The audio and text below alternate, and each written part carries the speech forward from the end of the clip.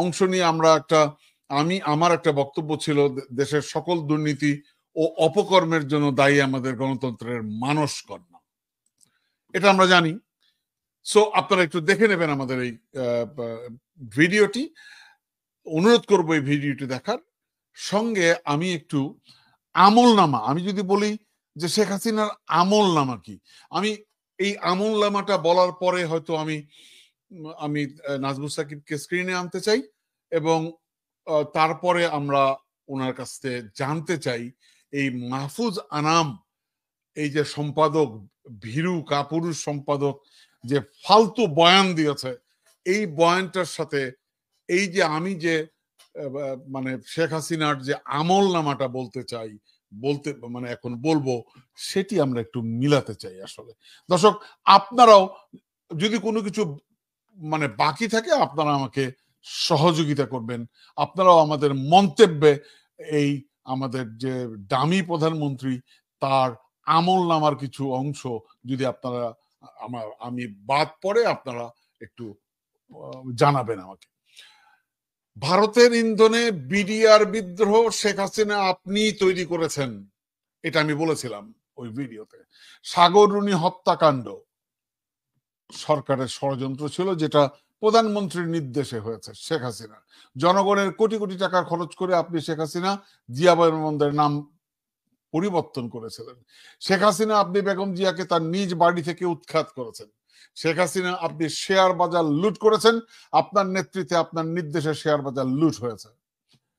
Hallmark কেলেঙ্কারি আপনার জন্য হয়েছে, আপনার নির্দেশে হয়েছে। হলমার্ক কেলেঙ্কারির জন্য আপনি নিজে দায়ী। শেখ হাসিনা আত্মীয় তারেক সিদ্দিকীর প্রতিহিংসার কারণে নানান ষড়যন্ত্র এবং মামলা দিয়ে ডেস্টিনিকে আপনি ধ্বংস করেছেন।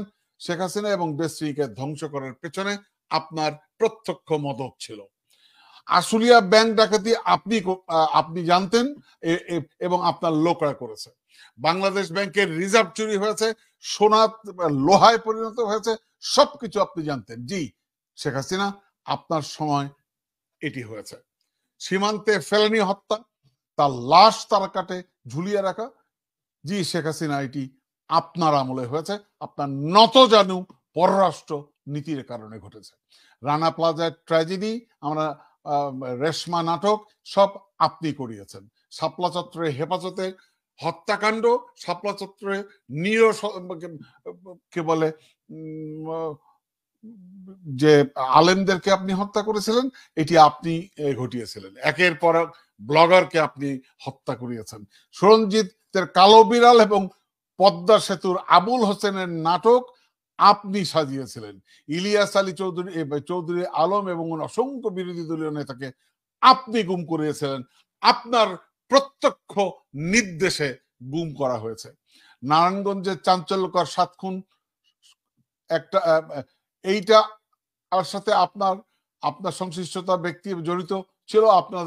আপনার নাটবল্টুরা, আপনার এই ফ্যাসিস্ট শাসনের নাটবল্টুরা জড়িত ছিল। নাটোর উপজেলা চেয়ারম্যান ও নরসিংদীতে নিজ দলীয় পৌর মেয়রকে প্রকাশ্যে দিবা লোকে আপনার নির্দেশে খুন করা হয়েছিল। আপনি হচ্ছেন নির্দেশদাতা। সারা দেশে অসংখ্য বিরোধী দলীয় অসংখ্য নেতাকর্মীকে আপনার নির্দেশে সংঘটিত হয়েছে। আর কত বলবো। বিএনপি নেতা সালাউদ্দিন অপহরণ আপনি জানতেন, সালাউদ্দিন অপহরণ আপনার সময় সংঘটিত হয়েছে, এর দায় আপনাকে নিতে হবে। 5ই জানুয়ারি বিতর্কিত নির্বাচন আপনি নিজে সংগঠিত করেছেন, এর দায় আপনাকে নিতে হবে। যুদ্ধ অপরাধীদের বিতর্কিত বিচার ও যুদ্ধ অপরাধীদের নামে জামাতে ইসলামী নেতাদেরকে বিচারিক হত্যাকাণ্ড আপনি ঘটিয়েছিলেন। শাহবাগের নাটক মঞ্চস্থ করেছেন, রায় পরিবর্তন করিয়েছেন। আপনার ইঙ্গিতে এই অপকর্ম সংগঠিত হয়েছে। আপনি ভারতকে বিতর্কিত ট্রানজিট দিয়েছেন এবং এর দায়ও আপনার। দৈনিক আমার দেশ এবং নির্যাতিত মাহমুদুর রহমান আমার দেশ সম্পাদক মাহমুদুর রহমানকে রক্তাক্ত আপনার নাট বল্টুরা করেছে। লতিফ সিদ্দিক ধর্ম অবমাননা আপনার সময় হয়েছে। সংখ্যালঘু এবং বিদেশিদের উপর পরিকল্পিত হামলা আপনার সময় সংঘটিত হয়েছে।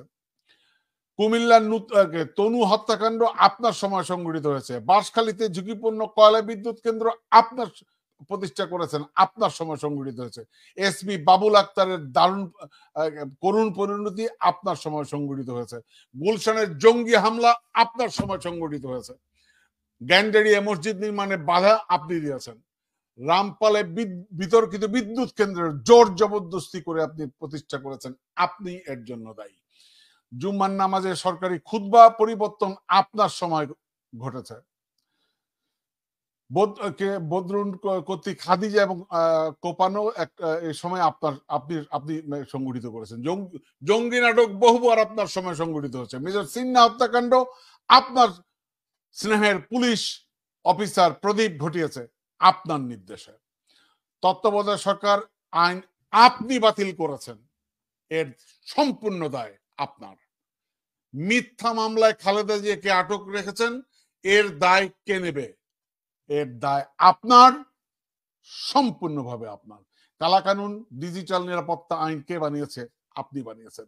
মুনিয়া হত্যাকাণ্ডের প্রধান আসামি আনভিরকে দুবাই কে ভ্রমণ করিয়েছে এবং বেকসুর খালাস কে দিয়েছে? আপনার নির্দেশে সংগঠিত হয়েছে।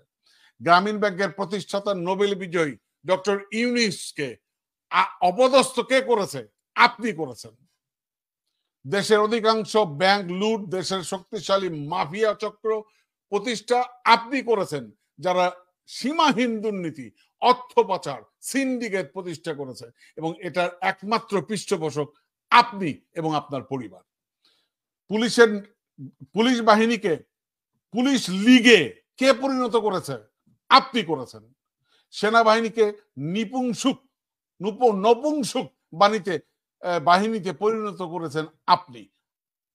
সেনাবাহিনীর ব্যবসা এবং সেনাবাহিনীর চরিত্র হনন কার সময় সংগঠিত হয়েছে? আপনার সময় সংগঠিত হয়েছে। শেখ রেহানার আত্মীয় তারেক সিদ্দিকি দিয়ে গুপ্ত হত্যা ও গুমের মতো অপরাধ চক্র কে ঘটিয়েছে? আপনি ঘটিয়েছেন। শেখ মুজিব ও পরিবারতন্ত্রকে আপনি বানিয়েছেন, আপনি, এবং তাদেরকে কোটি কোটি টাকার মালিক কে বানিয়েছে? আপনি বানিয়েছেন। সম্রাট ও পাপিয়া কাণ্ডকে ঘটিয়েছে, আপনার সময় সংগঠিত হয়েছে, এর সমস্ত দায় আপনার। সম্রাটকে আপনি প্রশ্রয় দিয়েছেন। সর্বশেষ প্রধানমন্ত্রী আপনাকে, আচ্ছা, এরকম আরো অনেক আমি বলতে পারি, তারপরে আরো বলতে পারি, হয়তো বাদ গেছে যে এই বুয়েটের এই আপনার আবরারকে কে হত্যা করেছে? আপনার নির্দেশে আপনার হেলমেট বাহিনী ঘটিয়েছে। সো এরকম অনেক অপকর্ম আপনি সংগঠিত করেছেন, আপনার সময় সংগঠিত হয়েছে এবং আপনি এর জন্য দায়ী এবং আপনি হচ্ছেন হুকুমের আসামি। That's it, full stop. এরপর আর কোনো কথা নেই। আরো অনেক অপকর্ম আছে, আমি হয়তো দর্শক আপনারা হয়তো লিখতে পারেন, আপনারা হয়তো মেসেজ করতে পারেন, মন্তব্যে লিখতে পারেন, আরো কত কত কত কত অপকর্ম, তাই না? এই তো এখন আসি আমি, এত অপকর্ম বাংলাদেশে সংগঠিত হয়েছে, এই অপকর্মের মধ্যে এই এত অপকর্ম প্রকাশ কারা করেছে? এই অপকর্ম প্রকাশ করেছে সোশ্যাল মিডিয়া। এই অপকর্ম কিন্তু বাংলাদেশের মেইন স্ট্রিম মিডিয়া করেনি। তাহলে আমার কাছে প্রশ্ন, ডেইলি স্টার সম্পাদকের কাছে প্রশ্ন, যে আপনি রিপোর্ট করতে সাহস পাননি কেন? আপনি সাহস পাননি বেনজির ক্ষমতাবান ব্যক্তি আইজিপি, আপনি সাহস পাননি। সো এই কারণে আপনি সাহস পাননি, মাফ করবেন দর্শক। তা আপনার মতো অপদার্থ, আপনার মতো ভীরু, আপনার মতো কাপুরুষ সম্পাদকের কি প্রয়োজন আছে বাংলাদেশে বলুন? আপনি চায়ের দোকান করুন, আপনি রিক্সা চালান, আপনি টেম্পু চালান, আপনাকে এই ডেইলি স্টারের মতো একটি পত্রিকার সম্পাদক হতে কে বলেছে? আপনার কি যোগ্যতা আছে বলুন? আপনার কি যোগ্যতা আছে? দর্শক, আমরা একটু শুনতে পারি। আমার মনে হয় ইতিমধ্যে আমি নাজবুল সাকিব বোধহয় আমাদের সাথে জয়েন করবে, আমি ওনার জন্য অপেক্ষা করছি। তার মধ্যে আমরা একটু ভিডিওটার একটি অংশ শুনে নিতে পারি, আপনাদেরকে শোনাতে পারি। যতক্ষণ আমার মনে হয় নাজবুল সাকিবকে অংশগ্রহণ করবে, আমরা একটু ওনার সেই বক্তৃতাটা একটু শুনে নিতে পারি, তারপর আমরা নাজবুল সাকিবের মন্তব্য নেব।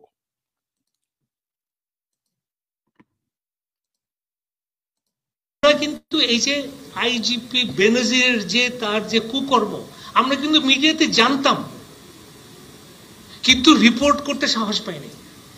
আমাদের বর্তমান সরকার এক নাগারে 15 বছর দেশের শাসন করছে। সো এটা তো অনেক লম্বা একটা শহর। বাংলাদেশের ইতিহাসে কোনো সরকার এতদিন তারা ক্ষমতায় থাকেনি। পৃথিবীতেও অনেক সরকার নাই যারা 15 বছর। সো আমি অনুরোধ করব যে এই 15 বছর যে আপনাদের যে মিডিয়ার প্রতি অ্যাটিটিউড, মিডিয়ার প্রতি যে আপনাদের চিন্তাধারা, এটা কতটুকু আপনাদের কাজের সহায়তা করেছে আর কতটুকু আপনাদের কাজের সহায়তা করে নাই। আমি অনুরোধ করব যে আপনারা যদি একটু be a bit reflective that in the last 15 years what attitude did the government have? Did it help the government? If we did not report on bank default, it would not have come out. If we did not report on money laundering, you could not have known the extent of money laundering. If we did not report on the criminalization of many of the institutions, you would not have known. My humble suggestion is that if you had given us more leeway, you would have been served better. And that is the relationship between a free press and the government. আমি একটা উপমা দেই মাননীয় speaker এবং মন্ত্রীকে। আমরা কিন্তু এই যে আইজিপি বেনজিরের যে তার যে কুকর্ম আমরা কিন্তু মিডিয়াতে জানতাম, কিন্তু রিপোর্ট করতে সাহস পাইনি।